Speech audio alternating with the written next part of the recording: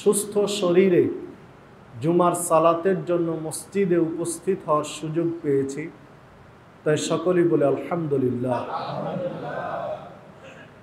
অতঃপর দরুদ ও সালাম বর্ষিত হোক সর্বকালের সর্বশ্রেষ্ঠ মহামানব সৈয়দুল মুরসালিন খাতামুন নবিয়্যিন নবী মুহাম্মদুর রাসূলুল্লাহ সাল্লাল্লাহু আলাইহি ওয়াসাল্লামের প্রতি।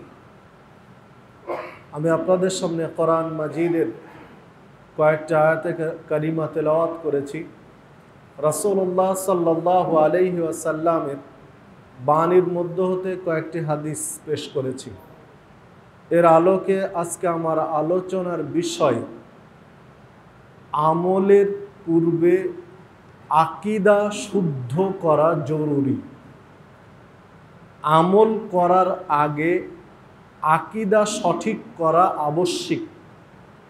উল্লেখিত বিষয়ের উপরে কুরআন মাজিদ এবং সহিহ হাদিসের আলোকে কিছু কথা বলে আলোচনার ইতি টানব ইনশাআল্লাহ।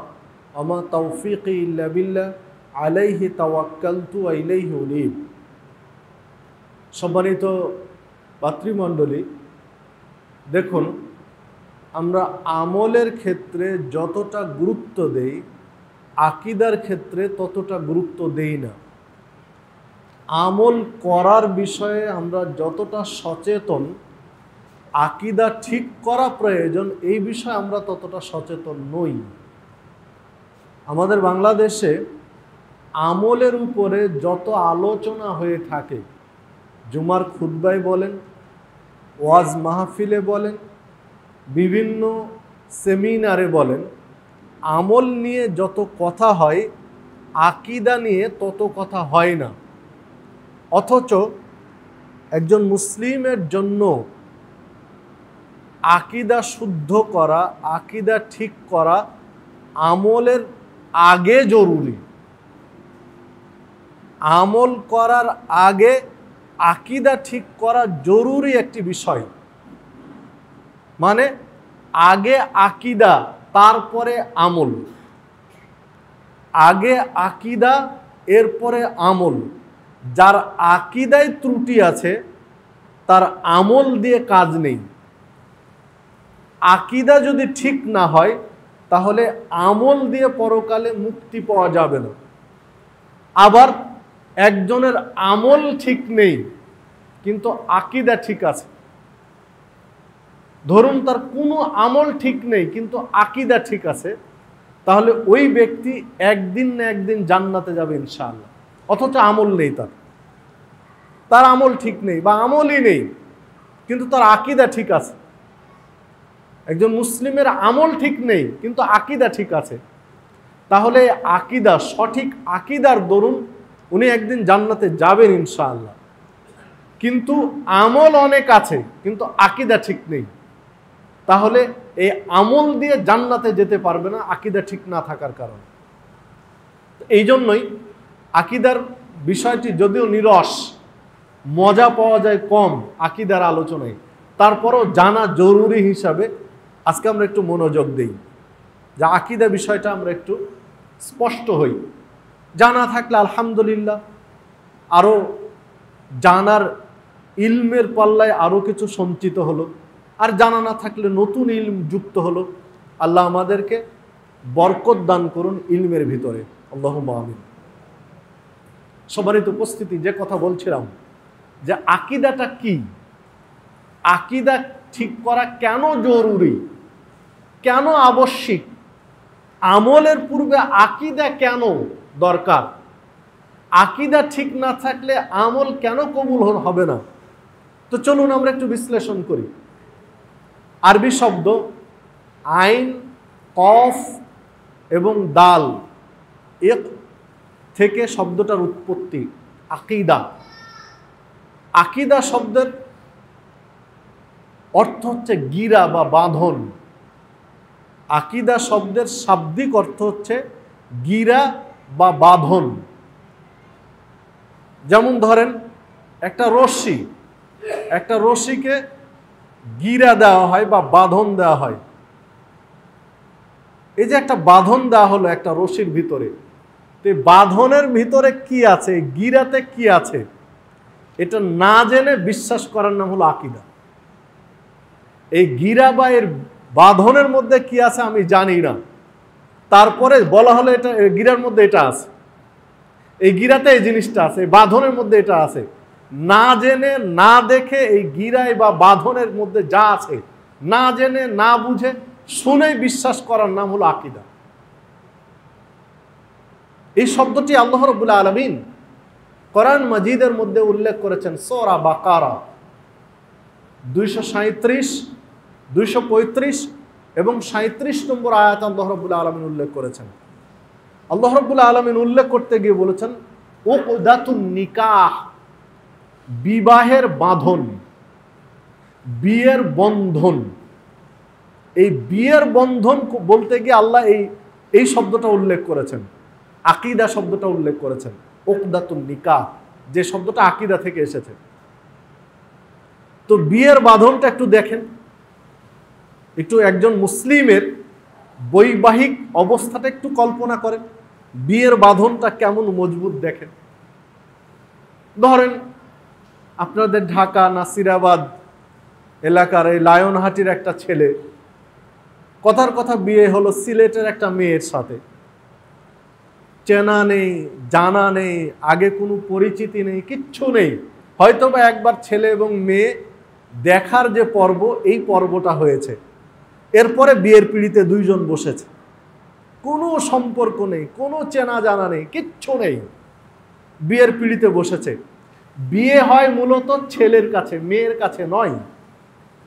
মেয়ের কাছে বিয়ে পড়ানো লাগে না, পড়ানো লাগে ছেলের কাছে। কেননা মেয়ে ছেলেকে বিয়ে করতে আসে না, ছেলে মেয়েকে বিয়ে করতে যায়। ছেলে মূলত মেয়েকে বিয়ে করতে যায়, মেয়ে ছেলেকে বিয়ে করতে আসে না।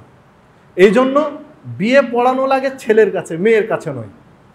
মেয়ের সম্মতিটাই যথেষ্ট, মেয়ের সম্মতি দিবে এটাই যথেষ্ট। তো এখন মেয়ের ছেলের কাছে বিয়ে পড়ানো হচ্ছে মেয়ে সম্পর্কে। তো মেয়ের বাবা বা বাবার অনুপস্থিতি, মেয়ের ওয়ালি অভিভাবক একজন কাজীর উপস্থিতিতে বা একজন আলেমের উপস্থিতিতে গদ বাঁধা কিছু কথা বললেন যে উমুকের মেয়ে, নাম উমুক ইত্যাদি, এত টাকা দেনমোহরের বিনিময়ে তোমার সাথে বিবাহ বন্ধনে আবদ্ধ হতে ইচ্ছুক, তুমি কি তাকে স্ত্রী হিসাবে কবুল করতে রাজি আছো বা ইচ্ছুক? তো ছেলেটা বলল কাবিলতু, আমি গ্রহণ করলাম, কাবিলতু আমি কবুল করলাম বা গ্রহণ করলাম, বা আরো কিছু শব্দ আলহামদুলিল্লাহ বা গ্রহণ করলাম বলা যেতে পারে। তো হাদিসের মূল শব্দ হলো কাবিলতু, একটা শব্দ কাবিলতু, আমি গ্রহণ করলাম। তিনবার প্রত্যেকটা কথা ভালো, গুরুত্বপূর্ণ কথা বলা ভালো এই হিসাবে তিনবার বলা হয়, কিন্তু একবার বললেও কিন্তু বিয়ে হয়ে যাবে। কেবলমাত্র একবার যদি বলে কাবিলতু, তাহলেও কিন্তু বিয়ে 100-তে 100 ভাগ বৈধ। এই যে ছেলেটা কাবিলতু বলল, আমি গ্রহণ করলাম, আমি স্ত্রী হিসাবে তাকে মেনে নিলাম, ফলে একটা বাঁধন তাদের মধ্যে তৈরি হলো, স্বামী স্ত্রীর একটা বন্ধন, বৈবাহিক বন্ধন তৈরি হলো। আর এই বন্ধনটা কত মজবুত, কত পাওয়ারফুল, কত শক্তিশালী, যে সিলেটের মেয়ে যেখানে 18-20 বছর যাবৎ বড় হয়েছে, প্রতিপালিত হয়েছে, চলাফেরা করেছে, যেখানকার পরিবেশের সাথে সম্পৃক্ত, মা বাবা, ঘর বাড়ি, আত্মীয় স্বজন সব কিছু ছেড়ে স্বামীর হাত ধরে আপনার লায়নহাটিতে চলে আসলো। এখন ওর কাছে সব তুচ্ছ। পরের দিন বাবা মা যদি কথা বলে, তাহলে এখন স্বামীর দিকে টান টেনে কথা বলে এখন। তাহলে কাবিলতুর পাওয়ার কত দেখেন। এই যে একটা শব্দ, এটা তো কেবল একটা শব্দ, স্বামী স্ত্রীকে তো অনেক মজবুত রশি দিয়ে বাঁধা নেই, চেন শিকল দিয়ে বাঁধা নেই, কেবল একটা শব্দ দিয়ে বাঁধা হয়েছে, কাবিলতু আমি গ্রহণ করলাম, মেনে নিলাম। তো এই যে একটা বিশ্বাস, তাদের দুইজনের মধ্যে বিশ্বাস তৈরি হলো। স্ত্রী মেনে নিল যে এটা আমার স্বামী, কাবিলতু বলেছে। আমাকে স্ত্রী হিসাবে মেনে নিতে কাবিলতু বলেছে, আর স্বামীও মেনে নিল যে ও আমার স্ত্রী, আমি ওকে কাবিলতু বলেছি। ফলে যে একটা বাঁধন তৈরি হয়েছে কত শক্তিশালী। একটু আগেই এই কাবিলতু বলার আগে যেই মেয়েটাকে দেখা তার জন্য নিষিদ্ধ ছিল, যার সাথে নির্জন সাক্ষাৎ হারাম ছিল, স্পর্শ করা কাবিরা গুনাহ ছিল, এই কাবিলতু বলার সাথে সাথেই এখন তার জন্য সবকিছু বৈধ। একান্তের চেয়েও একান্তে, গোপনীয়তার চেয়েও গোপনীয়তায় তারা দুইজন একত্রিত হবে, তারা দুইজন মিলিত হবে। এইটা তাদের জন্য নেকির কাজ। যেটা এক মুহূর্ত আগে হারাম ছিল, কাবিরা গুনাহ ছিল, জেনার সমপর্যায়ের পাপ ছিল, যেটা এই কাবিলতু বলার এক মুহূর্ত আগে, এখন কাবিলতু বলার সাথে সাথে তারা যত অন্তরঙ্গ মুহূর্তে উপনীত হবে, তারা যত ঘনিষ্ঠতায় উপনীত হবে, তাদের তত নেকি হবে। আল্লাহ রাসূল সাল্লাল্লাহু আলাইহি ওয়াসাল্লাম একদিন সাহাবীদের সামনে বলছেন যে মুমিনদের বিষয়টা আশ্চর্য বিষয়, যে প্রত্যেকটা কাজে আল্লাহ তাদের জন্য নেকি লিখে রেখে দিয়েছেন। বলতে বলতে তারা সুবহানাল্লাহ বলে, এটা সাদাকা হয়, নেকির কাজ। আলহামদুলিল্লাহ বলে, এটা নেকির কাজ। দান সাদাকা করে, নেকির কাজ। বলতে বলতে এক পর্যায়ে গেলেন যে এমনকি স্বামী স্ত্রী যে মিলন করে, সহবাস করে, এটাও সাদাকার নেকি আল্লাহ লিখে দেন। তখন একজন সাহাবী বলছেন, ইয়া রাসূলুল্লাহ সাল্লাল্লাহু আলাইহি সাল্লাম, ইয়া রাসূল সাল্লাল্লাহু আলাইহি সাল্লাম, যে একজন মুসলিম স্বামী স্ত্রীর সাথে চিত্ত বিনোদন করে, তাদের জৈবিক চাহিদা পূরণ করে, এটাও সাদাকা, এতেও নেকি রয়েছে? তখন আল্লাহ রাসূল সাল্লাল্লাহু আলাইহি ওয়াসাল্লাম বলছেন, হ্যাঁ, নেকি রয়েছে। কেন? একজন বেগানা নারীর কাছে, অন্য নারীর কাছে গিয়ে যদি তার চাহিদা পূরণ করত, তাহলে পাপ হতো না নেকি হতো? সাহাবীরা বলছেন পাপ হতো। তখন আল্লাহ রাসূল সাল্লাল্লাহু আলাইহি ওয়াসাল্লাম বলছেন, অন্য অবৈধ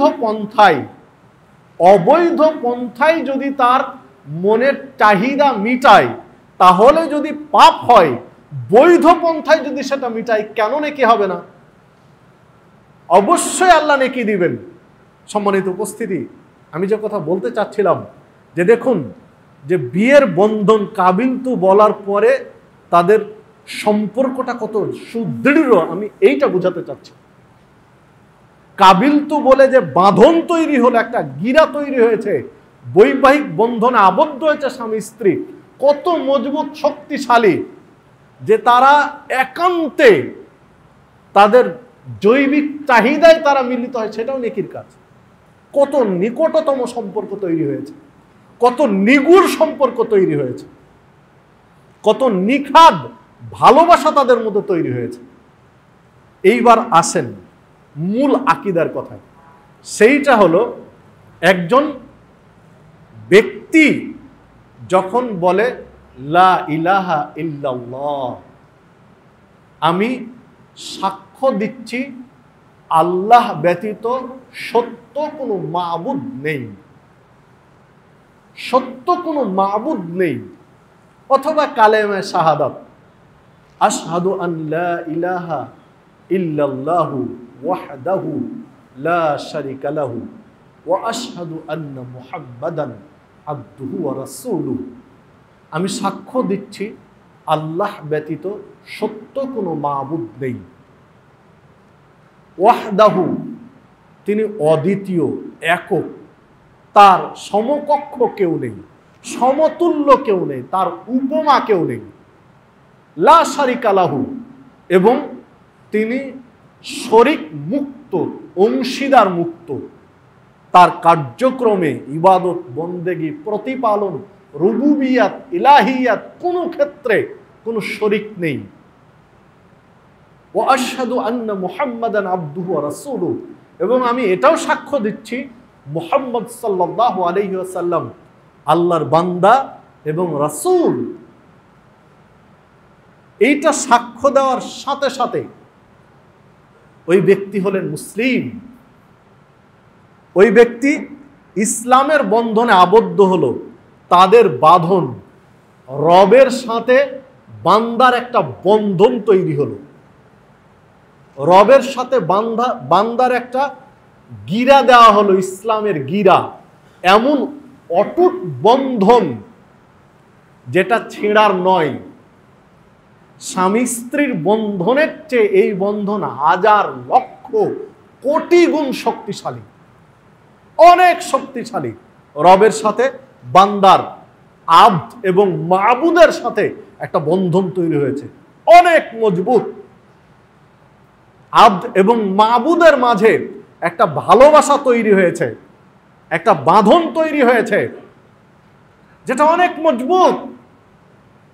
সম্মানিত উপস্থিতি, দেখুন রাসূলুল্লাহ সাল্লাল্লাহু আলাইহি ওয়াসাল্লাম মুআজের সাথে একদিন কথা হচ্ছিল। মুআজ রাদিয়াল্লাহু আনহু কে জিজ্ঞাসা করছেন যে তুমি জানো আল্লাহর হক কি? তখন মুআজ বলছেন আল্লাহ এবং তার রাসূল ভালো জানেন। তখন রাসূল সাল্লাল্লাহু আলাইহি ওয়াসাল্লাম বললেন আল্লাহর হক বান্দার কাছে হলো যে বান্দা স্বীকৃতি দিবে আল্লাহ ছাড়া হক কোনো মাবুদ নেই, এবং মুহাম্মদ সাল্লাল্লাহু আলাইহি ওয়াসাল্লাম তার বান্দা এবং রাসূল, পাশাপাশি আল্লাহর সাথে কাউকে শরিক করবে না, আল্লাহর ইবাদত করবে। এইটা হলো আল্লাহর হক। এবার বান্দার হক আল্লাহর কাছে যখন এই স্বীকৃতি দিয়ে শরিক না করে আল্লাহর ইবাদত করবে, তখন আল্লাহর জন্য হক বান্দার নিকটে, মানে বান্দা আল্লাহর কাছে হক যেটা হবে যে আল্লাহ তাকে জান্নাত দিবেন, ফলশ্রুতিতে জান্নাত দিবেন।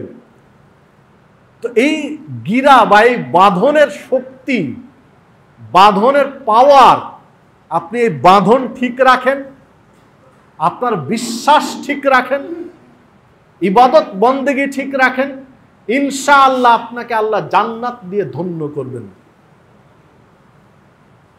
এই কিছুক্ষণ আগে, ঘন্টা দেড়েক আগে, 10টার পরে একজন অমুসলিম ভাই এসেছিলেন এই মসজিদে, সনাতন ধর্মের হিন্দু ভাই।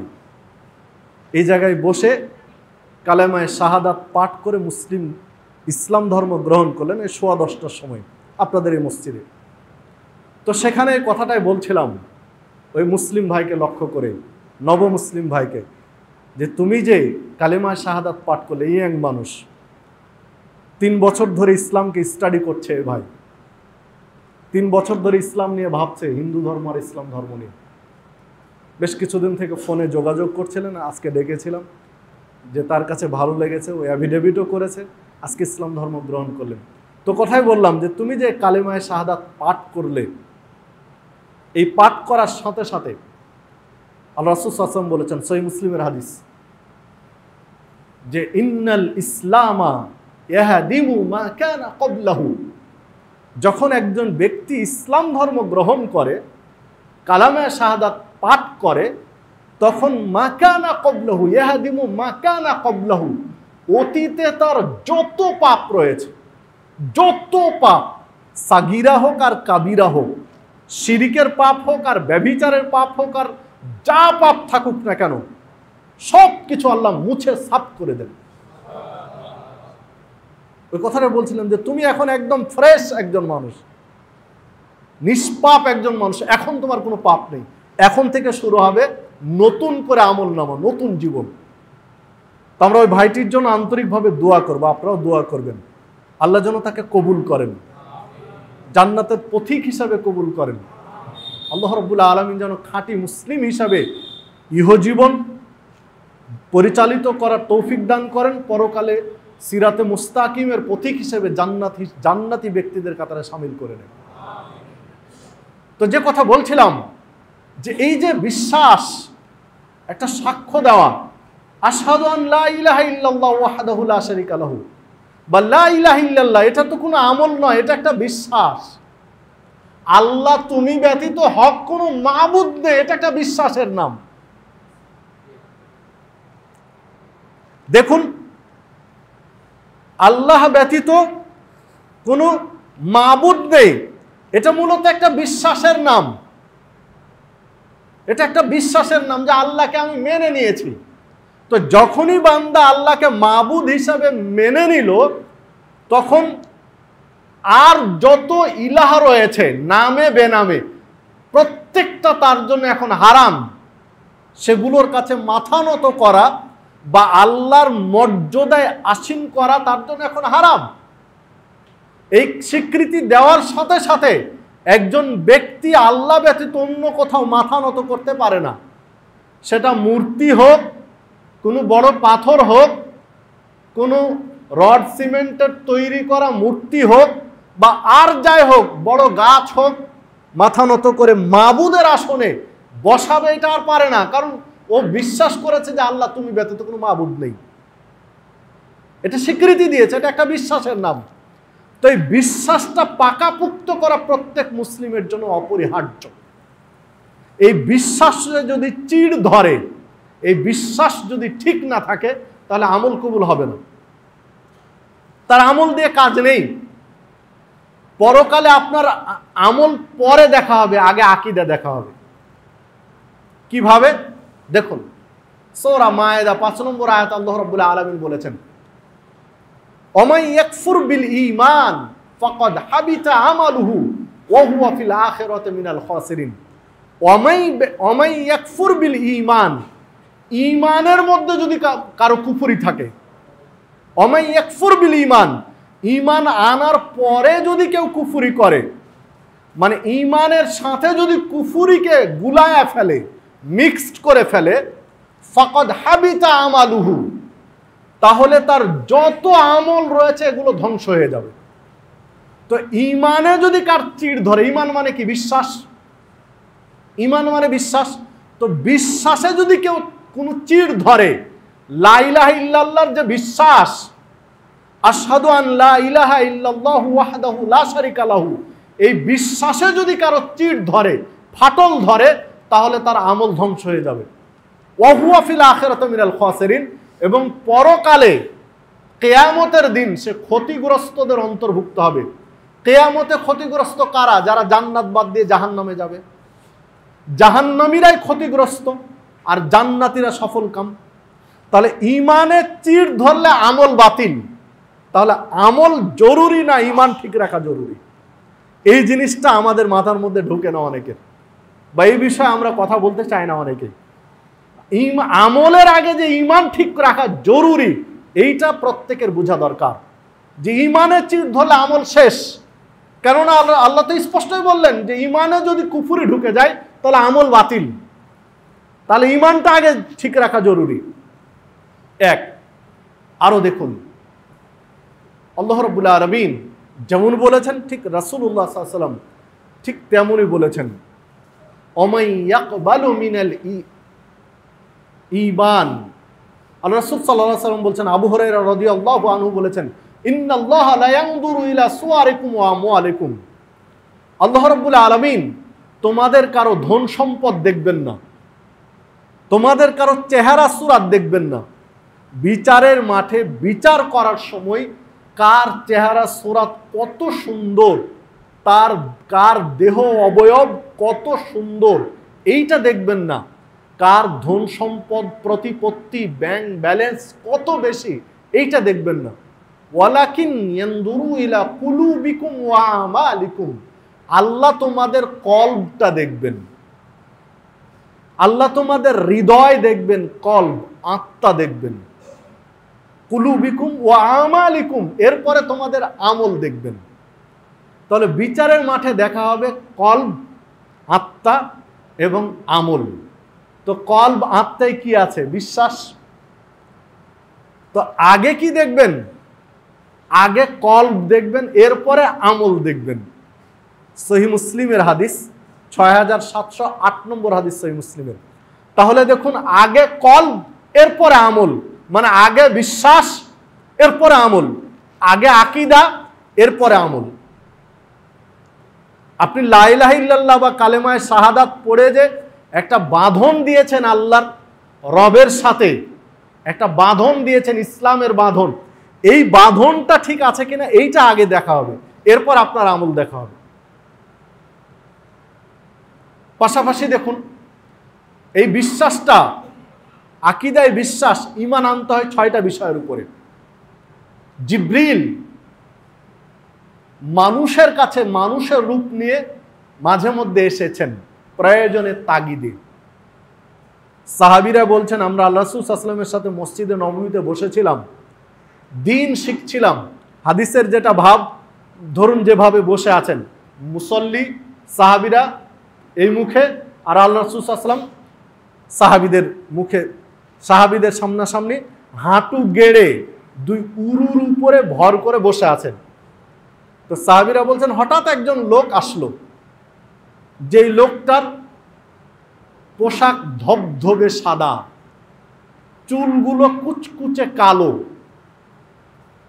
লোকটা এসে, যার চুল এলোমেলো নেই, ধুলি বালি নেই, পোশাকে ময়লা নেই, জীর্ণ শীর্ণ নেই, একদম পরিষ্কার পরিচ্ছন্ন ধবধবে সাদা, একদম কুচকুচে কালো চুল, এসে আল্লাহ রাসূল সাল্লাল্লাহু আলাইহি ওয়াসাল্লামের সামনে, মানে সাহাবীদেরকে ভেদ করে রাসূলের সামনে হাঁটু গেড়ে বসলেন। হাঁটু গেড়ে একদম মুখোমুখি হয়ে বসলেন। মুখোমুখি হয়ে বসে রাসূল সাল্লাল্লাহু আলাইহি ওয়াসাল্লামের দুই উরুর উপরে তার দুই হাত রাখলেন। লোকটি হাত রেখে, এখন সাহাবীরা বলছেন, আমরা অবাক, যে লোকটি কে? আমরা মদিনার আশপাশে যত এলাকা চিনি, আমাদের এলাকার কোনো মানুষ এটি নয়, কারণ আমরা তাকে কোনোদিন দেখিনি, চিনিও নি, আমরা কেউ চিনি না তাকে। এক, দ্বিতীয়ত হলো, লোকটা অনেক দূর থেকে এসেছে যদি মনে করি, তাহলে তার চেহারায়, চুলে, পোশাকে ছাপ থাকবে। যেহেতু তখন এত আধুনিক যানবাহন ছিল না, তখনকার যানবাহন কি? ঘোড়া, উট, গাধা, খচ্চর, এগুলো। তো ঘোড়ায় চড়ে আসলে, উটে চড়ে আসলে কুচকানো থাকবে পোশাক আশাকে ভাঁজ থাকবে, ধুলিবালি থাকবে, চেহারা সুরাতে তার ছাপ থাকবে, মরুভূমিতে এসেছে। তো এই ধরনেরও ছাপ নেই, মানে দূরের কোনো মেহমানও না, আগন্তুকও না, মুসাফিরও না, আবার কাছের হলে তো চিনবো, কেউ চিনিও না। আশ্চর্য হলাম। আবার এসে কি, লোকটা আমাদেরকে ডিঙ্গিয়ে একদম রাসূলের কাছে গিয়ে বসলেন। আমরা আল্লাহ রাসূল সাল্লাল্লাহু আলাইহি ওয়াসাল্লামের সাথে কথা বলতে যেখানে ভয় পাই, হিসাব করি, আর উনি রাসূলের দুই উরুর উপরে দুই হাত রাখলেন। আমরা অবাক হলাম লোকটাকে দেখে। হাত রেখে জিজ্ঞাসাবাদ শুরু করলেন। জিজ্ঞাসা করলেন, আখবিরিনি আনিল ঈমান ইয়া মুহাম্মদ সাল্লাল্লাহু আলাইহি ওয়াসাল্লাম। লোকটা এসে জিজ্ঞাসা শুরু করলেন, হে মুহাম্মদ সাল্লাল্লাহু আলাইহি ওয়াসাল্লাম, আখবিরিনি আনিল ঈমান, আমাকে সংবাদ দিন, ঈমান কি? ঈমান কাকে বলে? ঈমান কি জিনিস? তো আল্লাহ রাসূল সাল্লাল্লাহু আলাইহি ওয়াসাল্লাম বললেন, ক্বালা, আল্লাহ রাসূল সাল্লাল্লাহু আলাইহি ওয়াসাল্লাম বললেন, আন তুমিনা বিল্লাহি ওয়া মালাইকাতিহি ওয়া কুতুবিহি ওয়া রাসূলিহি ওয়াল ইয়াউমিল আখির ওয়া তুমিনা বিল কদরি খায়রিহি ওয়া শাররিহি, ক্বালা সাদাকতা। তো আল্লাহ রাসূল সাল্লাল্লাহু আলাইহি ওয়াসাল্লাম তার ঈমান কি এই প্রশ্নের জবাবে বললেন, আনতু মিনা, তুমি ঈমান আনো, সাক্ষ্য দাও, বা তুমি বিশ্বাস করো, বিল্লাহে, আল্লাহর উপরে, আল্লাহর একত্বের উপরে বিশ্বাস স্থাপন করো। আনতু মিনা বিল্লাহি ওয়া মালাইকাতিহি, আল্লাহর ফেরেশতাগণের উপরে বিশ্বাস স্থাপন করো। ওয়া কুতুবিহি, আল্লাহর কিতাব সমূহের উপরে বিশ্বাস স্থাপন করো। ওয়া রুসুলিহি, আল্লাহর রাসূলগণের উপরে বিশ্বাস স্থাপন করো। এরপরে মালাইকাতি ও কুতুবি ও রাসূলি ওয়াল ইয়াউমিল আখির, শেষ দিবস, কিয়ামত, আখিরাত, পরকালের উপরে বিশ্বাস স্থাপন করো। ওয়া তুমিনা বিল কদরি খায়রিহি ওয়া শাররিহি, এবং তুমি ঈমান আনো, বিশ্বাস রাখো তাকদীরের, নসিবের, ভাগ্যের ভালো এবং মন্দের উপরে। তাকদীরের ভালো এবং মন্দের উপরে বিশ্বাস স্থাপন করো। এই 6টা বিষয়ের কথা বললেন। 1 নম্বরে আল্লাহর উপরে, এরপরে 2 নম্বরে বললেন ফেরেশতাদের উপরে, 3 নম্বরে বললেন কিতাব সমূহের উপরে, 4 নম্বরে বললেন রাসূলগণের উপরে, 5 নম্বরে বললেন পরকালের উপরে, আখিরাতের উপরে, আর 6 নম্বরে বললেন তাকদীরের ভালো এবং মন্দের উপরে বিশ্বাস স্থাপন করো। কাল, তখন ওই লোকটা বলছেন, আগন্তুক লোকটা বলছেন, সাদাকতা, আপনি সত্য বলেছেন। সাহাবীরা এবার আরো আশ্চর্য হয়ে গেলেন যে আশ্চর্য, ইসলাম কি, দিনটা কি, এটা শেখানোর জন্য এসেছিলেন, তোমাদেরকে শিখিয়ে আবার চলে গেলেন, নিজেই প্রশ্ন করলেন, নিজে উত্তর দিয়ে চলে গেলেন। তো সম্মানিত উপস্থিতি, এই 6টা জিনিসের উপর ঈমান, তাহলে এগুলোর উপরে বিশ্বাস, এগুলো কি আমল বলুন তো দেখি? কোরআন মাজিদ আল্লাহর কিতাব, এই বিশ্বাস করা, যেটা আল্লাহর পক্ষ থেকে নাজিলকৃত কিতাব, এই বিশ্বাসটা কি আমল? এটা আকীদা, এটা বিশ্বাস। হ্যাঁ, কোরআন মাজিদ তেলাওয়াত করবেন, এইটা আমল। কোরআন মাজিদ তেলাওয়াত করবেন, 1 অক্ষরে 10 নেকি, এইগুলো আমল। কিন্তু কোরআন মাজিদ আল্লাহর কিতাব, এই বিশ্বাসটা, এটা তো আমল নয়, এটা আকীদা। তাহলে তেলাওয়াত, আপনি যদি কোরআন মাজিদ আল্লাহর কিতাব এই বিশ্বাসই না করেন, তাহলে তেলাওয়াতে কি কোনো কাজ আছে, ফজিলত আছে? আপনি তো বিশ্বাসই করেন না যেটা আল্লাহর কিতাব।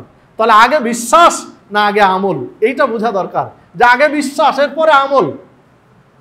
দেখুন, ফেরেশতাগণ নিয়ে কি আমল করবেন, এটা তো বিশ্বাস। আপনার 2 কাঁধে 2 জন ফেরেশতা আছে, একজন ভালো লেখেন আর একজন খারাপটা লেখেন। পরকালে আপনাকে এই কিতাব দিয়ে দেওয়া হবে, যা লিখেছেন তারা, সারা জীবনের আমলনামা আপনার কাছে পেশ করা হবে। 2 ফেরেশতা লিখছেন, আল্লাহ রাব্বুল আলামিনের অসংখ্য ফেরেশতা এই পৃথিবীতে তাদের দায়িত্ব পালন করছেন, আপনারা এগুলো রেকর্ড করছেন। এগুলো তো বিশ্বাসের বিষয়, এগুলো আমলের বিষয় নয়। এই বিশ্বাস যদি আপনার আমার থাকে, আমি যদি বিশ্বাস করি যে 2 কাঁধে 2 জন ফেরেশতা আছেন যারা প্রতি মুহূর্তে আপনার আমার আমল লিখছেন, তাহলে আপনি কি পাপ করতে পারেন? দেখুন, একটা অফিসে সিসি ক্যামেরা লাগানো আছে, তো অফিসের গেট থেকে বিভিন্ন জায়গায় লেখা আছে যে সাবধান, অত্র এলাকাটি সিসি ক্যামেরা দ্বারা পর্যবেক্ষণ করা হচ্ছে। এই কথাটা লেখা আছে, মানে ওই অফিসে আপনি কোনো অন্যায় করতে হলে খুব হিসাব করতে হবে, আগে পিছে অনেক ভাবতে হবে। আপনি খুব সাবধান যে সিসি ক্যামেরায় ধরা পড়ছে আমি কি করছি, খুব সচেতন হচ্ছেন যে না, এখানে কোনো দুর্নীতি করা যাবে না, এখানে কোনো অন্যায় করা যাবে না, এখানে যা কিছু করবো আমাকে অফিস থেকে নিয়ন্ত্রণ করা হচ্ছে, দেখা হচ্ছে। আপনি কথার কথা চুরি করে চলে গেলেন, যারা দায়িত্বশীল রয়েছেন তারা সিসি ক্যামেরায় তাদের আপডেট বের করে আপনাকে ধরে ফেলছে।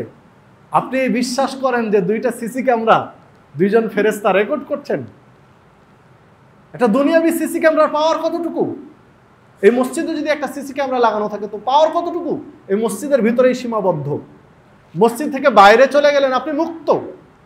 আপনি মসজিদে খুব সাবধানে, খুব হিসাব কিতাব করে থাকলেন, কারণ আপনি সিসি ক্যামেরার আওতায় আছেন, সিসি ক্যামেরা দ্বারা নিয়ন্ত্রিত। আপনি যখনই মসজিদ থেকে দূরে চলে গেলেন তখন আপনি আবার মুক্ত, আপনি যা খুশি করছেন।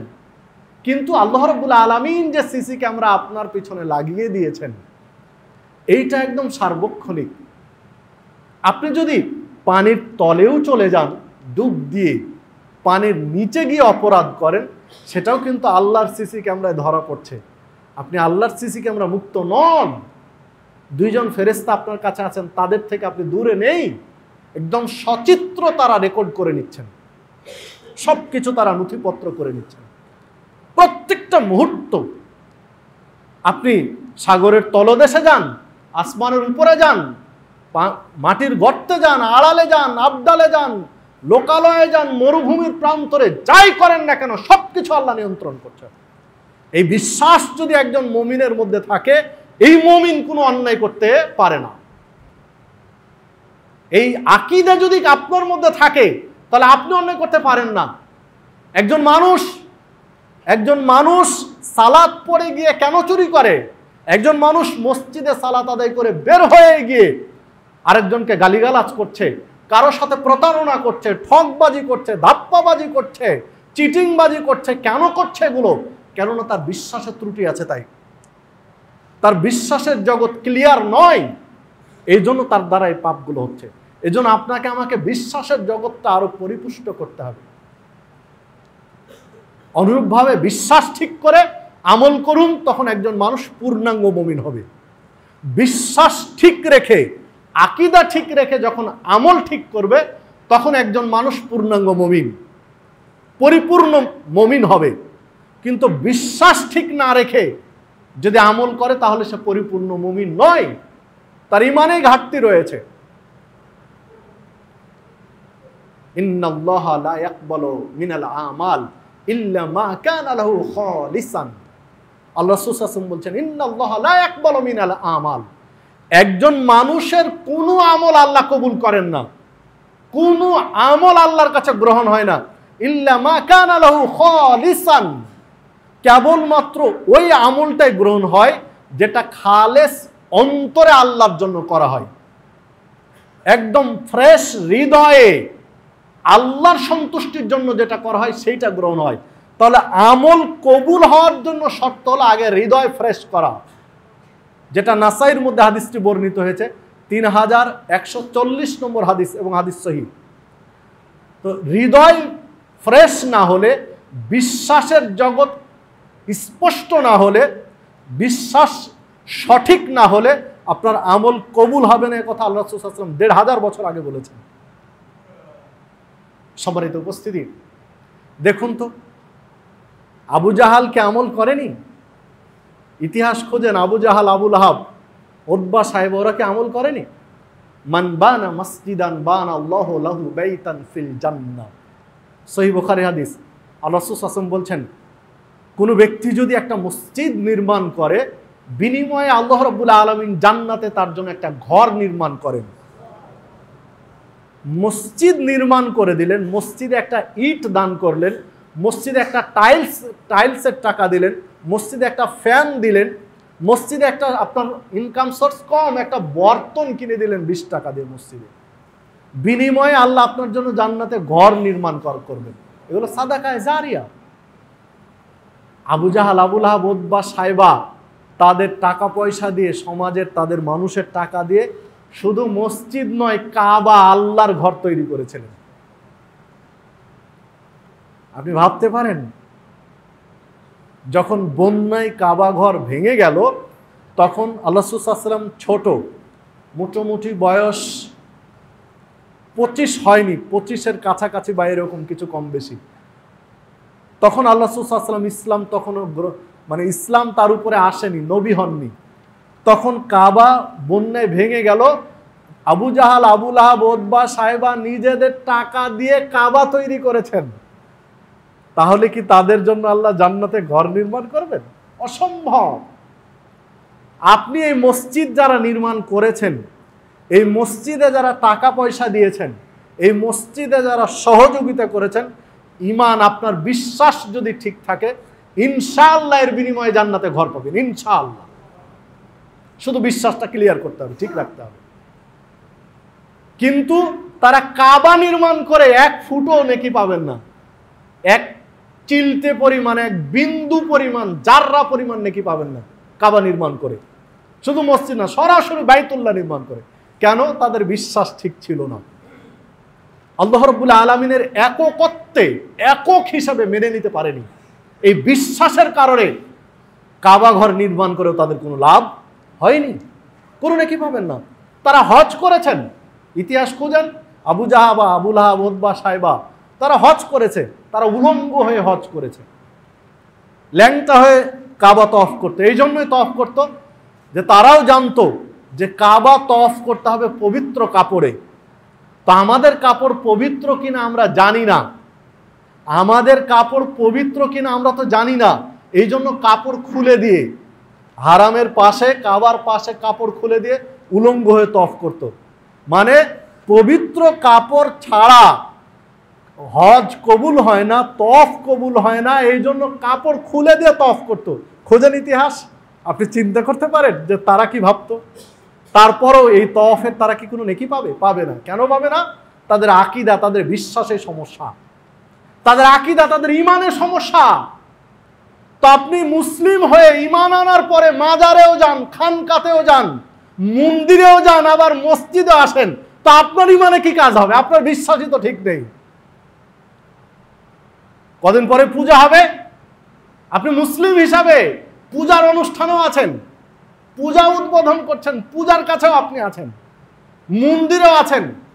আবার যখন মাজারে সিন্নি চলবে, ওরস হচ্ছে, তখন আপনি খানকা মাজারেও আছেন, আবার হজ করতে কাবাতেও আছেন। কি চমৎকার! আপনাকে মন্দিরেও পাওয়া যায়, আপনাকে খানকা মাজারেও পাওয়া যায়, আপনাকে কাবায় পাওয়া যায়। কি চমৎকার মুসলিম! সম্মানিত উপস্থিতি, আপনার এই কনসেপ্ট, আপনার এই চিন্তা আর আবু জাহালের চিন্তার মধ্যে পার্থক্য কি? বলা যেতে পারে এই প্রকৃতির মুসলিম যারা খানকাতেও যায়, যারা মন্দিরেও যায়, যারা কাবাতেও যায়, এর চেয়ে প্রতারক ধাপ্পাবাজ মুসলিম আর পৃথিবীতে নেই। আবু জাহালের চেয়ে এরা খারাপ। আবু জাহালের চিন্তা তো এক ধরনের ছিল, আপনার চিন্তা আরো খারাপ। এই চিন্তার জগৎ চেঞ্জ করা দরকার মুসলিম হিসাবে। আপনার আমার এই কনসেপ্ট, কনসেপ্ট, ইমানি চেতনা ঠিক করা দরকার। দেখুন, একজন অমুসলিম হিন্দু হোক, বৌদ্ধ হোক, খ্রিস্টান হোক, ও যদি সালাত পড়ে ও নেকি পাবে? ও কালেমা পড়েনি, কালেমায় শাহাদাত পড়েনি, কিন্তু সালাত পড়ছে, ও কি একটা নেকি পাবে? একটা নেকি পাবে না। একজন মুসলিম, ইমানদার মুসলিম যদি 2 রাকাত সালাত আদায় করে আর এই সালাত যদি কবুল হয়ে যায়, আল্লাহ রাসূল সাল্লাল্লাহু আলাইহি ওয়াসাল্লাম বলছেন ওয়াজাবাত লাহুল জান্নাত, তার জন্য জান্নাত ওয়াজিব হয়ে গেল। কয় রাকাত সালাত? মাত্র 2 রাকাত। মাত্র 2 রাকাত সালাত। এই যে জুমার সালাত এসেছে, কয় রাকাত? এই জুমার সালাত যদি আজকে আপনার আমার কবুল হয়ে যায়, আপনার আমার যদি বিশ্বাস ঠিক থাকে, ঈমান ঠিক থাকে, এরপরে 2 রাকাত জুমার সালাত একদম ফ্রেশ হৃদয়ে, খালেস অন্তরে আল্লাহর সন্তুষ্টির জন্য যদি পড়তে পারি, এই 2 রাকাত সালাত কবুল হয়ে গেলে আপনাকে জাহান্নাম থেকে এই বাঁচানোর এই 2 রাকাত সালাত যথেষ্ট, জান্নাতের জন্য যথেষ্ট এটা। কিন্তু কালেমা না পড়ে, সাক্ষী না দিয়ে, কালেমে শাহাদাত পাঠ না করে একজন অমুসলিম যদি এই 2 রাকাত কেন মাস ধরে যদি সালাত আদায় করে, মাসের পর মাস যদি সালাত আদায় করে, একটা নেকি হবে? একটা নেকি হবে না। তাহলে আগে আমল না আগে বিশ্বাস? আগে বিশ্বাস, আমল পরে। আগে বিশ্বাস ঠিক করতে হবে আপনাকে আমাকে, আগে আকীদা ঈমান ঠিক করা লাগবে, এরপরে আমল। যদি হজ কবুল হয়ে যায়, আল হাজ্জুল মাবরুর লাইসা লাহু জাযা ইল্লাল জান্নাহ, কবুল হজ্জের কোনো নেকি লেখা হয় না। হজ কবুল হয়ে গেলে একটি নেকিও লেখা হয় না, ইল্লাল জান্নাহ, জান্নাহ ব্যতীত। আপনি সালাত আদায় করেছেন, লিখা হয় এত নেকি। যাকাত দিয়েছেন, লিখা হয় এত নেকি। সাদাকা করেছেন, লিখা হয় এত নেকি। আর হজ করেছেন, কবুল হয়ে গেছে, লিখা হয় কি? জান্নাত। আর ওখানে নেকি লিখা হয় না, সরাসরি জান্নাত। কিন্তু কালেমা না পড়ে, শাহাদাত, কালেমায় শাহাদাত না পড়ে যদি কোনো অমুসলিম হজ করে, তার কি একটা নেকি লিখা হবে? কিচ্ছু হবে না। কেন? আগে আকীদা ঠিক নেই, আগে আকীদা ঠিক করতে হবে।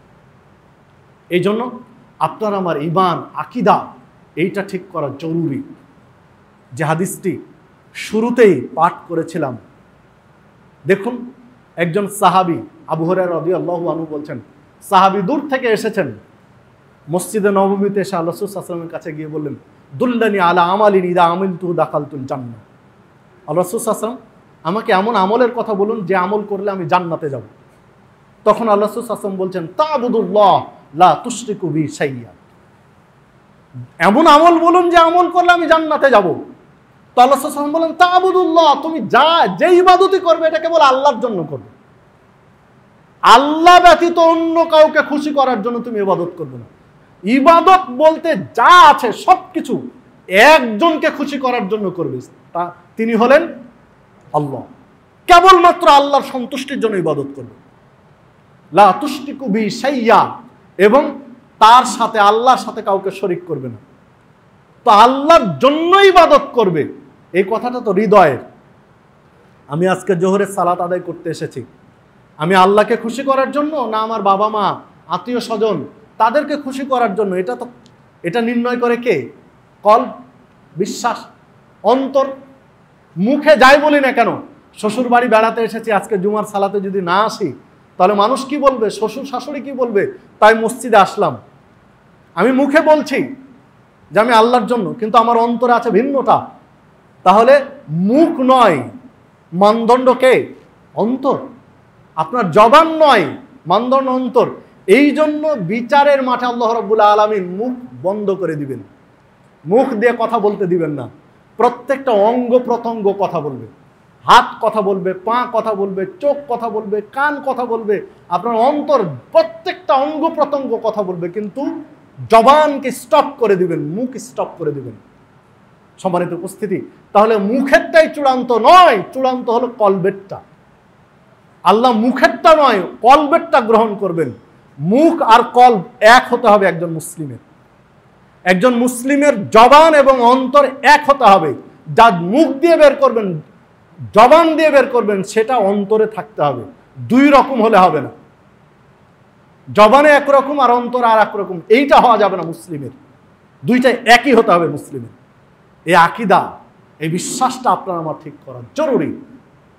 তো এই কথাটাই প্রথমে বললেন, যে প্রথম বললেন জান্নাতে যাওয়ার জন্য যে তোমার অন্তর ঠিক করো, আল্লাহর জন্য ইবাদত করো, শরীক করো না।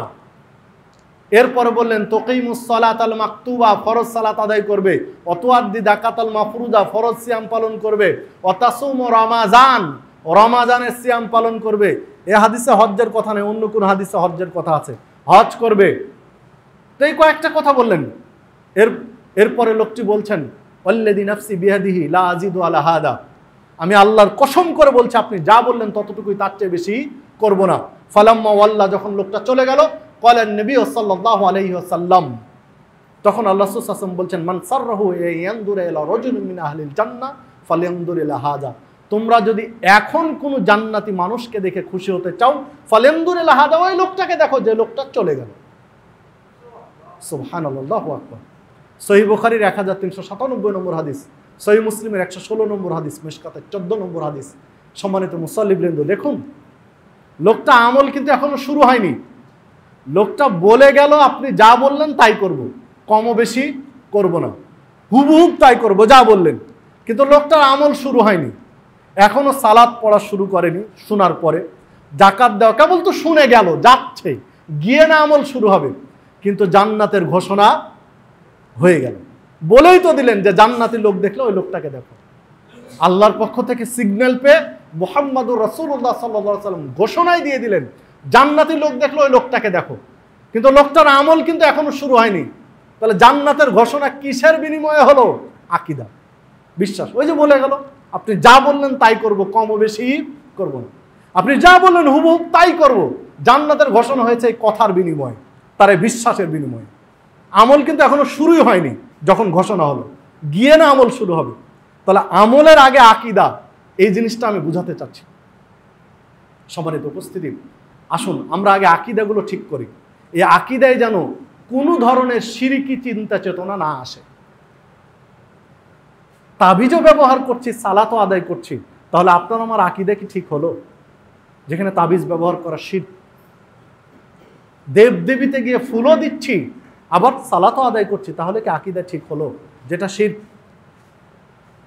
সম্মানিত উপস্থিতি, দেখুন আল্লাহ দু একটি উদাহরণ আপনাদের কাছে, আকীদার গুরুত্বটা দেখুন। দু একটি উদাহরণ দিয়ে শেষের দিকে যাই। একজন ব্যক্তি, আপনাদের জানা দু একটি হাদিস আপনাদেরকে জানা, যেহেতু মূল কথাটা দিয়ে আপনাদের স্মরণ করিয়ে দেই। একজন ব্যক্তি মারা যাওয়ার সময় ছেলে মেয়েদের বলছে, বাবারে আমি এমন কোনো পাপ নেই যা করিনি, আল্লাহ যদি আমাকে ধরেন আল্লাহ আমাকে ক্ষমা করবেন না, আমাকে ছাড় দিবেন না, আমার বাঁচার কোনো রাস্তা নেই, বিধায় আমি মারা গেলে তোমরা আমাকে পুড়াবে, পুড়িয়ে যা ছাই হবে দুইটা ভাগ করবে। একটা ভাগ সাগরে, যেখানে প্রচুর ঢেউ, ওই সাগরে ভাসিয়ে দিবে। আর একটা ভাগ যখন খুব বাতাস হবে ওই জায়গায় বাতাসে উড়িয়ে দিবে। তাহলে আমার লাশের অর্ধেক ছাই বাতাসে উড়বে, আর অর্ধেক ছাই, লাশের অর্ধেক ছাই পানির ঢেউয়ে ঢেউয়ে ঢেউয়ে সাগরে মিলিয়ে যাবে। আল্লাহ আমাকে এক জায়গায় করতেও পারবেন না, আমার বিচারও হবে না, আমি বেঁচে যাব। ঠিক লোকটা মারা গেল, ছেলে মেয়েদেরকে যা শিখিয়েছিল তাই করলো। আল্লাহ রাব্বুল আলামিন বাতাসকে নির্দেশ দিলেন, বাতাস ওই লোকটার ছাই এক জায়গায় জমা করো। পানিকে নির্দেশ দিলেন, পানি সব ছাই এক জায়গায় জমা করো। দুই ছাই এক জায়গায় জমা হলো যখন, আল্লাহ রাব্বুল আলামিন বললেন দাঁড়াও, তুমি উঠো, রূহ ফুঁকে দিলেন, লোকটা দাঁড়িয়ে গেল। মানে বাংলা একটা কথা বলে, যেখানে বাঘের ভয় ওখানেই রাত হয়। যে ভয়ে কাজ করেছিল ঠিক হলো তাই। যখন সে একটা পূর্ণাঙ্গ মানুষ হলো, তখন এবার আল্লাহ রাব্বুল আলামিন বলছেন, এই ঘটনাটা আপনাকে বললাম, এখনকার যে কথা, এই কথার জন্য আমি হাদিসটা পেশ করছি, একটু খেয়াল করেন কথাটা। আল্লাহ জিজ্ঞাসা করছেন ওই লোকটাকে জীবন ফিরিয়ে দেওয়ার পরে যে, বান্দা তুমি এ কাজ কেন করলে? তুমি যে লাশ পুড়িয়ে দিয়ে ছাই উড়াতে বললে, পানিতে ভাসাতে বললে, এই কাজটা তুমি কেন করলে? তখন লোকটা জবাব দিচ্ছে, মিন খশিয়াতিকা ইয়া রব, হে আমার প্রভু, এটা আমি তোমার ভয়ে করেছি। আমি যা পাপ করেছি তুমি আমাকে ক্ষমা করবে না, তুমি আমাকে ক্ষমা করবে না, এত পাপ করেছি, আমার বাঁচার কোনো রাস্তা আমি নেই। তখন আমি মনে করলাম এইটা করলে হয়তো আমি বাঁচতে পারবো। তোমার ভয়ে, তোমার আযাবের ভয়ে, তোমার ভয়ে আমি এই একটা পথ আমার মাথায় এসেছিল, তা আমি এটা করেছি। এরপরে বলছে, ওয়া আনতা আ'লাম ইয়া রব, ওয়া আনতা আ'লামু, হে আমার প্রভু, তুমি তো জানোই এটা আমি কেন করেছি। মানে আমি যে কেন করেছি এটা আমি বলি আর না বলি, তুমি তো আগে থেকেই জানো এটা। মানে লোকটার এই বিশ্বাস আছে যে আল্লাহ হৃদয়ের কথা জানেন, অন্তর্যামী, না হলে এই কথাটা কেন বলছে? জনতা আলাম, আল্লাহ তুমি তো জানোই আমি এটা কেন করেছি। মানে লোকটা এই বিশ্বাসটা আছে যে আল্লাহ সবকিছু জানেন, তো তুমি তো জানোই আমি কেন করেছি, আমি না বললেও তুমি জানো, আমি মিথ্যা বললেও তুমি জানো আমি কেন করেছি। ফাগফারাল্লাহু লাক, আল্লাহ রাসূল সাল্লাল্লাহু আলাইহি ওয়াসাল্লাম বলছেন যে আল্লাহ বললেন ওই বান্দাকে, যা, তোর যত পাপ আছে আমি সব ক্ষমা করে দিলাম, তুই জান্নাতে। আপনি চিন্তা করেন তো, লোকটার আমল আছে? কোনো আমল আছে? নেই। কিন্তু ওর একটা আকীদা আছে, একটা বিশ্বাস আছে। বিশ্বাসটা কি?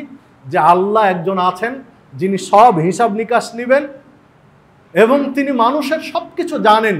আলিমুল গায়ব, গায়েবের খবর জানেন, মানুষের হৃদয়ের খবর জানেন। এই বিশ্বাসের কারণে বেঁচে গেল।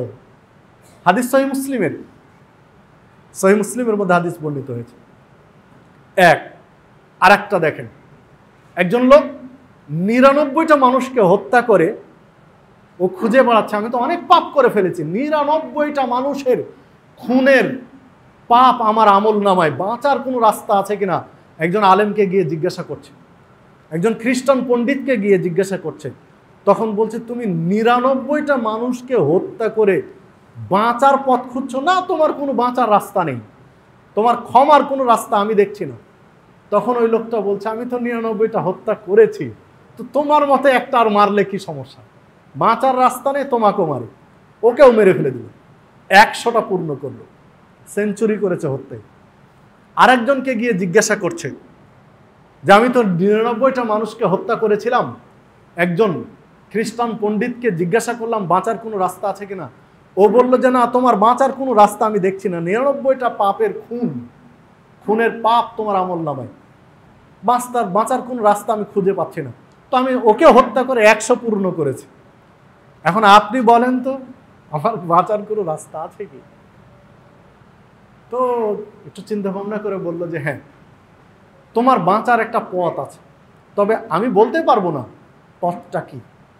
তুমি অমুক গ্রামে যাও, ওই গ্রামে একজন শিক্ষিত আলেম রয়েছেন, ধর্ম সম্পর্কে যথেষ্ট জ্ঞান রাখেন, এইরকম একজন ব্যক্তি, অমুক ব্যক্তি আছেন ওই গ্রামে। ওই গ্রামে তুমি যাও, উনাকে জিজ্ঞাসা করো, তাহলে তিনি বলতে পারবেন যে তুমি কি করলে ক্ষমা পাবে, কি কাজ করলে তোমার মুক্তি হবে, বাঁচতে পারবে, এই পথটা উনি বলতে পারবেন। এই রাস্তাটা দেখিয়ে দিল যে তুমি অমুক গ্রামে যাও। আল্লাহ রাসূল সাল্লাল্লাহু আলাইহি ওয়াসাল্লাম বলছেন ওই লোকটা দৌড় দিল, ছুটলো ওই গ্রামের দিকে। কিন্তু হায়াত যতটুকু আল্লাহ রেখেছেন ততটুকুই, ১ সেকেন্ড ১৯-২০ হবে না, ১ মুহূর্ত হেরফের হবে না, আল্লাহর ফায়সালা। এখন ওই লোকটার হায়াত শেষ, গ্রামের দিকে ছুটে যাচ্ছে কিন্তু হায়াত শেষ। মালাকুল মউত হাজির, উপস্থিত। মালাকুল মউত চলে আসলেন, জান কবজ করে নিয়ে চলে গেলেন, লোকটার লাশ পড়ে গেল। এখন আযাবের ফেরেশতা যারা, জাহান্নামের ফেরেশতা, তারা এসেছেন তার রূহটা নিয়ে যাওয়ার জন্য। ঠিক ওই মুহূর্তে জান্নাতের ফেরেশতাও এসেছেন তার রূহটা নিয়ে যাওয়ার জন্য। দুই গ্রুপ একসাথে লাশের কাছে।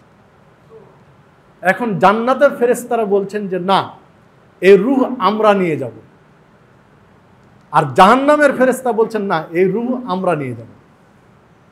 কেন?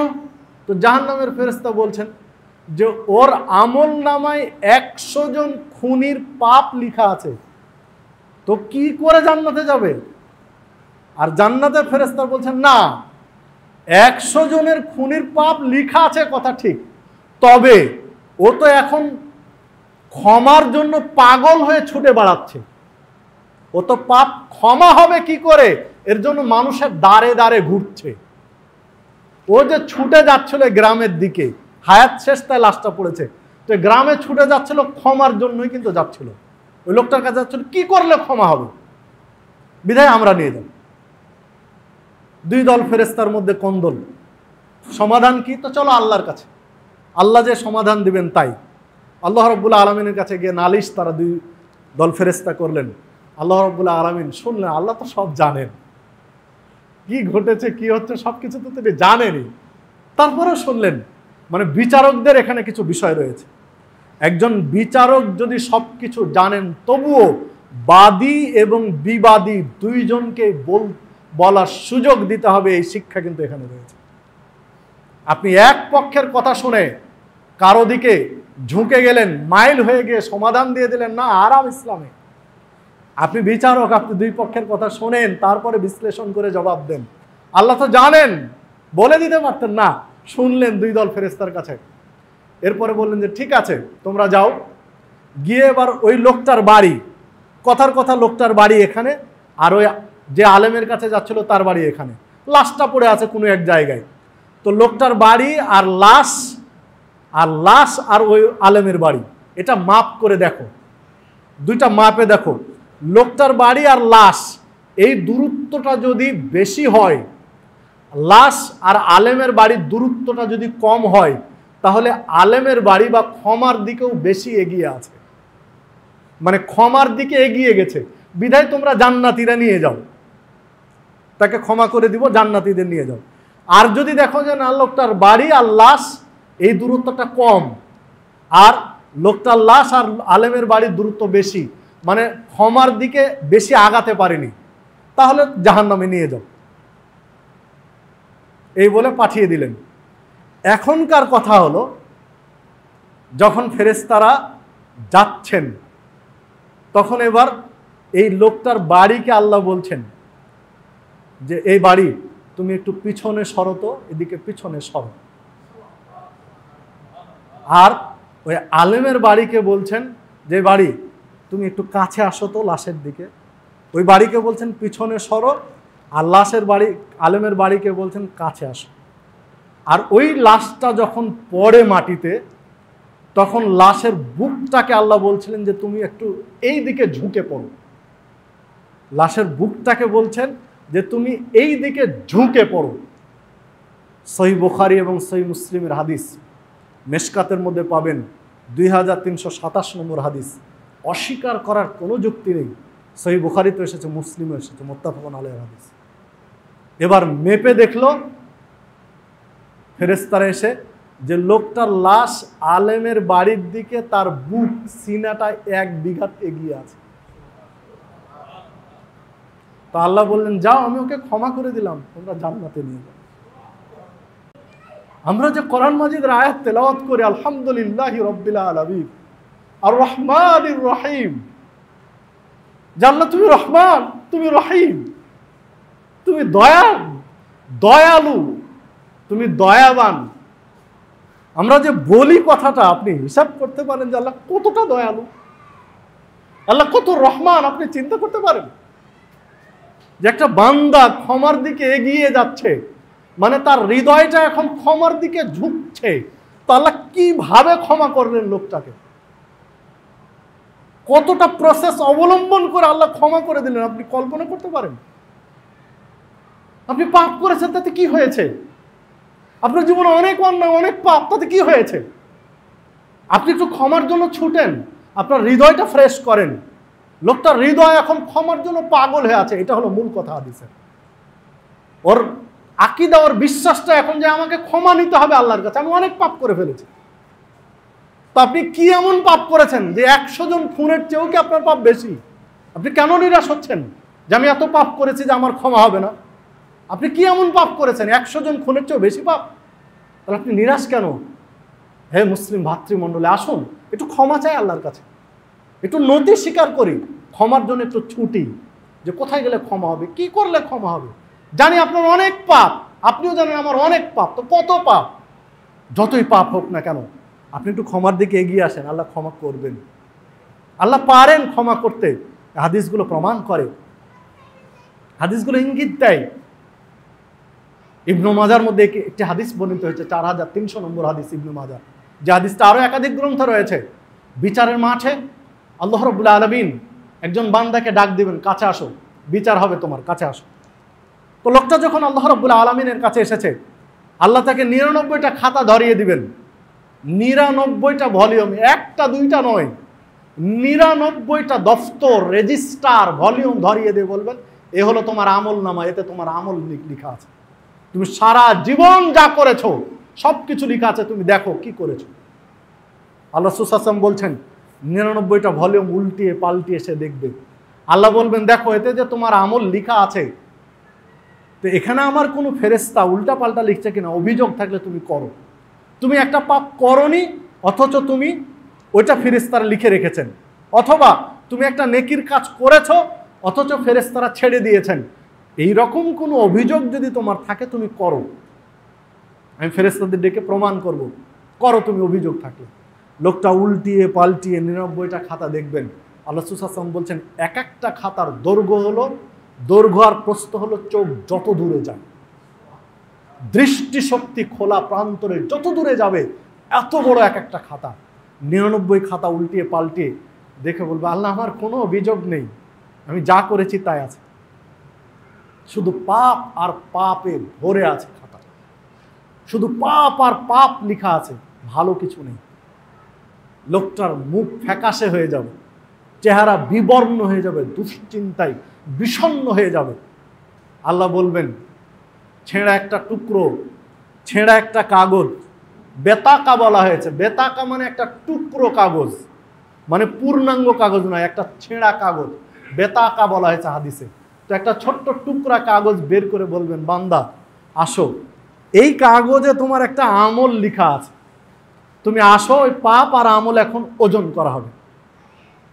তো লোকটার কোনো ফিলিংস নেই, অনুভূতি নেই, যে 99টা খাতা, এত বড় বড় খাতায় পাপ, আর ছোট্ট একটা টুকরোয় আমার আমল। তো এই এত পাপের কাছে একটু আমল কি হবে? কিন্তু আল্লাহ ডেকেছেন, কিছু করার নেই, কিছু বলার নেই। আহকামুল হাকিমিন, ন্যায় বিচারক, কাহার হিসাবে বিচারের মাঠে উপনীত হয়েছেন, কিচ্ছু বলার নেই। যা বলেছেন একক আল্লাহর নির্দেশই চলবে, ওখানে আর কোনো কারো কথা নেই। এক হবে 99টা পাপের খাতা যখন এক পাল্লায় রাখা হবে, এই পাল্লাটা ডেবে গেল আর অন্য পাল্লাটা অনেক উপরে উঠে আছে। এইবার এই ছোট্ট টুকরা কাগজটা যখন অপর পাল্লায় দেওয়া হবে, আল্লাহ রাসূল সাল্লাল্লাহু আলাইহি ওয়াসাল্লাম বলছেন, ওই পাল্লাটা তৎক্ষণাৎ ডেবে গেল আর এই 99টা পাপের খাতার পাপ উঠে গেল পাল্লা। লোকটা তো আশ্চর্য যে এটা কি করে সম্ভব। আল্লাহ দেখাবেন, দেখো এই চিটকুটে কি লেখা আছে, ছেঁড়া কাগজটাই, এই টুকরাটাই। তুমি অন্তর থেকে প্রথম মুসলিম হয়েছ, সেই দিন তুমি অন্তর থেকে স্বীকৃতি দিয়েছিলে, আশহাদু আল্লা ইলাহা ইল্লাল্লাহ ওয়াহদাহু লা শারিকা লাহু ওয়া আশহাদু আন্না মুহাম্মাদান আবদুহু ওয়া রাসূলুহু। এই স্বীকৃতিটা আমি লিখে রেখেছি, যাও সব তোমার ক্ষমা করে দিলাম, জান্নাত। চিন্তা করতে পারেন হাদিসে যেটা বোঝা যায়, ওই লোকটার পাপ অনেক ছিল কিন্তু শিরিক করেনি। লোকটা বহু পাপ করেছে কিন্তু শিরিক করেনি, আল্লাহ ক্ষমা করে জান্নাত দিলেন।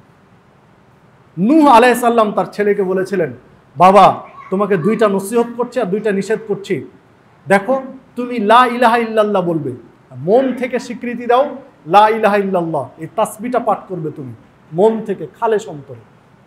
কেননা লা ইলাহা ইল্লাল্লাহর পাওয়ার এত শক্তিশালী পাওয়ার, যদি আসমান এবং জমিন একাত্তা হয়ে যায়, আসমান আর জমিন যদি জমা বেঁধে যায়, এক হয়ে যায়, আর লা ইলাহা ইল্লাল্লাহ যদি তার বিপক্ষে অবস্থান করে, তো আসমান জমিনকে ভেঙে চুরমার করে দিবে লা ইলাহা ইল্লাল্লাহ। এমনকি আসমান আর জমিনকে যদি এক পাল্লায় তোলা হয় আর লা ইলাহা ইল্লাল্লাহকে যদি আর এক পাল্লায় তোলা হয়, তো আসমান জমিনের পাল্লা হালকা হবে আর লা ইলাহা ইল্লাল্লাহর পাল্লা ভারী হবে। নূহ আলাইহিস সালাম আল্লাহ রাসূল সাল্লাল্লাহু আলাইহি ওয়াসাল্লামের হাজার হাজার বছর আগে কথা বলছেন তার ছেলেকে। বিধায় তুমি লা ইলাহা ইল্লাল্লাহর স্বীকৃতি দাও, এর উপরে অটল থাকো।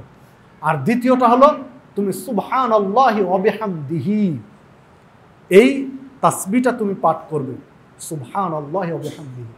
কেননা এই তাসবিহ পাঠের কারণে, লা ইলাহা ইল্লাল্লাহ এবং সুবহানাল্লাহি ওয়া বিহামদিহি, এই তাসবিহ পাঠের কারণে আল্লাহ এই পৃথিবীর প্রাণীগুলোর উপরে রহম করেন। এই পৃথিবীতে যারা আছে তাদেরকে রিজিক দেন এই বাক্যের জন্য।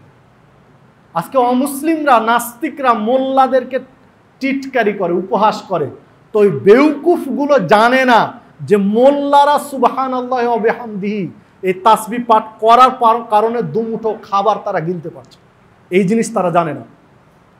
যেই দিন এই পৃথিবীতে সুবহানাল্লাহি ওয়া বিহামদিহি লা ইলাহা ইল্লাল্লাহ এই তাসবিহ বন্ধ হয়ে যাবে, সেই দিন পৃথিবীর মানুষের লোকমা আল্লাহ বন্ধ করে দেবে। এটা নাসাই কুবরার মধ্যে হাদিসটি পাবেন। শেখ নাসিরউদ্দিন আলবানী তার সিলসিলা সহিহর মধ্যে হাদিসটি নিয়ে এসেছেন, 1543 নম্বর হাদিস। আজকে নাস্তিকরা বাগড়াম্বরি করছে, মোল্লাদেরকে, আলেম ওলামাদেরকে তুচ্ছ তাচ্ছিল্য করছে। অসম্ভব, তোমরা জানো না যে তাসবিহ যারা পড়ছে এদের কারণে তোমরা রিজিক পাচ্ছ। এই তাসবিহ বন্ধ হয়ে গেলে কিয়ামত হয়ে যাবে। যেদিন এই তাসবিহ বন্ধ হয়ে যাবে সেদিন কিয়ামত চলে আসবে, রিজিক বন্ধ হয়ে যাবে প্রত্যেকের। সম্মানিত উপস্থিতি, এই জন্য বেশি বেশি তাসবিহ পাঠ করবেন, লা ইলাহা ইল্লাল্লাহ এবং সুবহানাল্লাহি ওয়া বিহামদিহি। অবশ্য অন্য হাদিসে এসেছে সুবহানাল্লাহি আলহামদুলিল্লাহি লা ইলাহা ইল্লাল্লাহু আল্লাহু আকবার, এই চারটা তাসবিহর কথা এসেছে এই হাদিসে, এই দুইটা। আসুন আমরা আমাদের বিশ্বাসটা ঠিক করি, আমরা আমাদের আকীদাটা ঠিক করি। আল্লাহ রাব্বুল আলামিন আমাদের সকলকে আমাদের আকীদা সহি করার, শুদ্ধ করার তৌফিক দান করুন। আকীদা ঠিক করে আমলটা ঠিক করি, আকীদাটা ঠিক করি। আকীদায়, বিশ্বাসে যেন শিরিকের বিন্দু মাত্র গন্ধ না থাকে, এইটা আজকের মূল কথা। আকীদায় যেন অন্য কেউ ভাগ না বসায়, এইটা ঠিক করি, নিশ্চিত করি। আল্লাহ রাব্বুল আলামিন আমাদের সকলকে সেই তৌফিক দান করুন। আমিন। আকুলু কাওলা হাযা ওয়া আস্তাগফিরুল্লাহ ওয়া লাকুম।